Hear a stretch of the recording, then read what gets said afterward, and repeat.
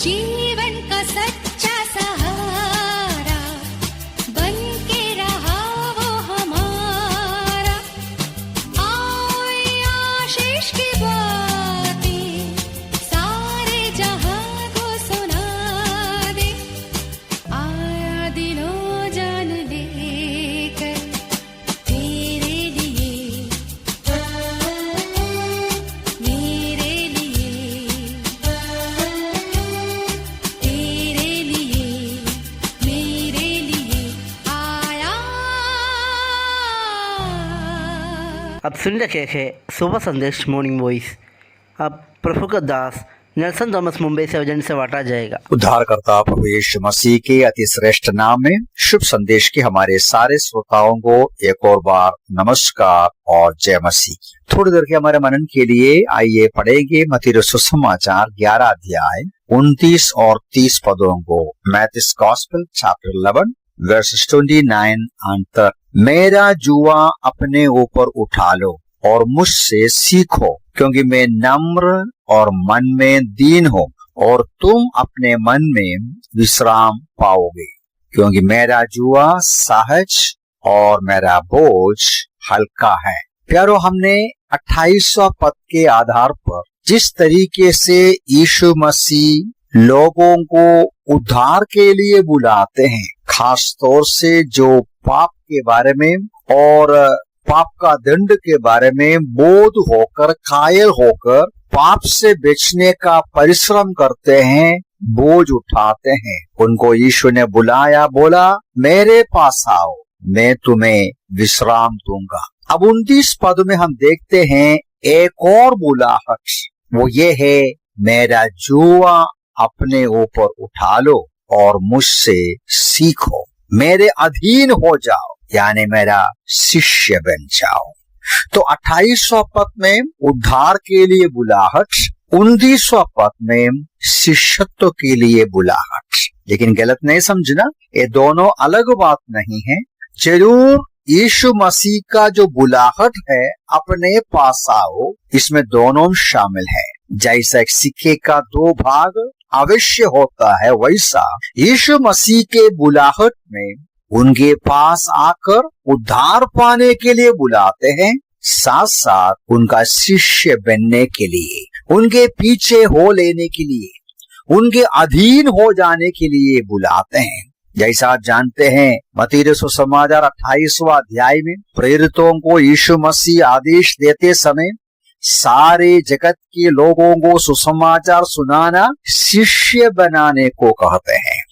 उसी प्रकार रोमी 10:9 में उद्धार पाने के संबंध में कहते समय प्रभु यीशु मसीह को अपना प्रभु स्वामी के रूप में मानने की आवश्यकता बताया गया है। तो इसलिए ये जो बुलाहट जो शिष्यत्व के लिए है और उद्धार के लिए है, ये दोनों एक साथ चलते हैं, एक साथ होना अवश्य है। दो बातें यहाँ यीशु उनसे मांगते हैं। पहली बात यह है मेरा जुआ अपने ऊपर उठा लो। जुआ मतलब क्या है? जुआ यानी योग दर्शाते हैं कानून के अधीन रहना, एक शिक्षण के अधीन रहना, अनुशासन के अधीन, आज्ञाकारिता का जीवन। लेकिन यहूदी धर्म के नेताओं ने लोगों के ऊपर जो बोझ दिया, धार्मिक बोझ, वो उठाने के लिए मुश्किल था। यीशु मसीह स्वयं इस बात को कहता है, मत्ती 23:4 में कहते हैं, तुम लोग लोगों के ऊपर उनके कंधों पर बड़ा बोझ रखते हैं। प्रेरित 15:10 में भी हम पढ़ते हैं, कहते हैं कि हम हमारे पूर्वजों को वो उठा नहीं पाया। ये तो बिल्कुल सही है, पुराना नियम जो व्यवस्था है परमेश्वर ने दिया है, लेकिन उस परमेश्वर दिया हुआ व्यवस्थाओं को पालन करके पाप से मुक्ति पाना, उद्धार पाना असंभव था।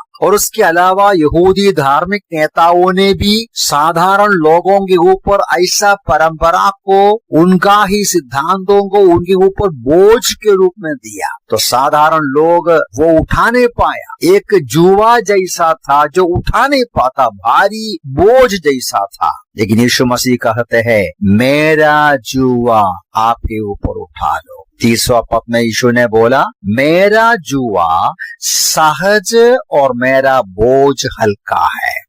धार्मिक नेताओं ने लोगों के ऊपर ऐसी आज्ञाओं को, ऐसी परंपराओं को, ऐसा रीति रिवाज को दिया, एक बोझ के रूप में पूरा नहीं कर पाया। लेकिन यीशु बोलता है, मेरे पास आओ, मैं तुम्हें विश्राम दूंगा, मेरा जुआ ले लो, मैं तुमको बोझ नहीं दूंगा। ये हल्का सा जुआ है। इसका मतलब क्या है? इसका मतलब सुसमाचार और परमेश्वर का वचन हमें समझाते हैं, हम यीशु मसीह के पास जाते समय वो क्या करते हैं? हमें बोझ नहीं देता। क्यों बोझ नहीं देता? परमेश्वर का जो व्यवस्था है, उस व्यवस्था को यीशु मसीह ने पूरा किया और उस व्यवस्था के अनुसार जो भी मांग परमेश्वर ने लोगों से किया वो पूरा करके हमको आजाद किया। परंपरा के बंधन से, व्यवस्था के बंधन से आजाद किया और हमें आदेश नहीं देता, बल्कि हमारे अंदर वास करके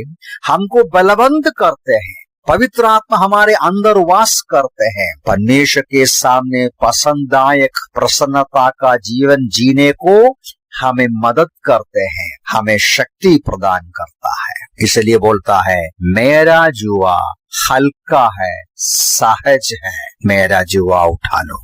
और दूसरी बात उधरी कहते हैं, और मुझसे सीखो। प्यारों, यीशु मसीह के पास आने वाला एक व्यक्ति उद्धार पाते हैं, पाप की क्षमा पाते हैं, परमेश्वर का संतान होते हैं। उनका जिम्मेदारी है उनके अधीन होकर उनसे सीखते रहे। मसीही जीवन जिंदगी भर का शिष्यत्व का जीवन है।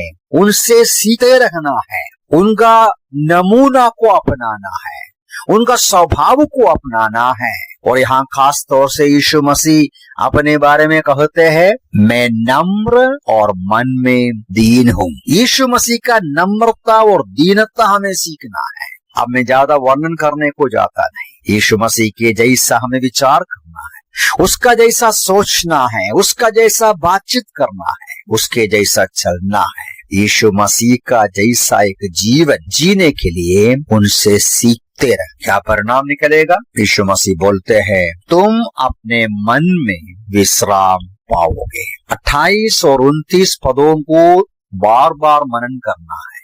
28वां पद में यीशु ने कहा, मैं विश्राम दूं, मेरे पास आओ। अब 29 में यीशु मसीह बोलते हैं, मेरा जुआ अपने ऊपर उठाकर मेरे से सीखते रहेंगे, आप अपने मनों में विश्राम पाओगे। 28 का विश्राम परमेश्वर के साथ शांति पाने से, पाप की क्षमा पाने से जो मन में तसल्ली आता है।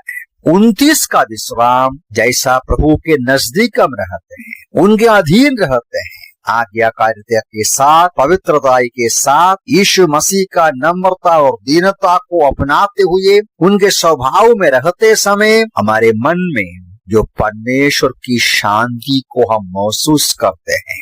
हाँ, जरूर कष्ट और क्लेश तो होगा, तो भी ईश्वरीय शांति हमारे हृदय को संभालेगा, हम अनुभव करेगा वो जो समाधान। प्रभु सहायता करे। एक महत्वपूर्ण निमंत्रण हम इस 28-29 पदों में देखते हैं, आओ मेरे पास, मैं तुम्हें विश्राम दूंगा। क्या आप प्रभु के पास आए हैं? और आने के बाद कहते हैं कि आप मेरे अधीन रहो, मेरा जुआ उठा लो, मेरे से सीखो, तो मन में विश्राम पाएंगे। मेरे प्यारे भाई बहन, कि आपके हर रोज के जीवन में विभिन्न प्रकार की कठिनाई और परेशानी का सामना करते समय कि शांति, आराम, विश्राम का अनुभव है, ईश्वरीय शांति को अनुभव करते हैं, मन में विश्राम है। प्रभु सहायता करे हर रोज का जीवन में जैसा आगे बढ़ते हैं उसके अधीन रहकर शांति की जिंदगी बिताने की प्रभु इन वचनों से सहायता करे। प्रभु के नाम की महिमा।